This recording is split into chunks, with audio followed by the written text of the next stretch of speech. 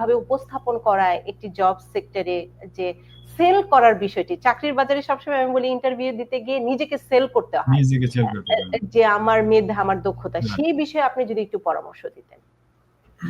এখন এখানে that means ওই যে আপনি যে বললেন না নিজেকে সেল করতে হবে, if you are looking a job that means you are trying to sell yourself. So when you are trying to sell yourself, hmm, hmm, সেই ক্ষেত্রে আপনার 10 জনের মধ্যে একজন হইতে হবে নিজেকে, হুম, 10 জনের মধ্যে একজন বানাইতে হবে যে ইউ আর দ্য টপ 10।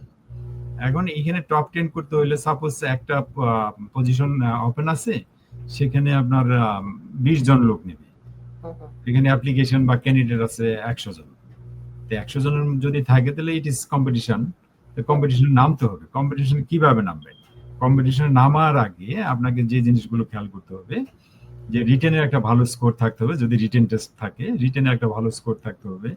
দেন আপনার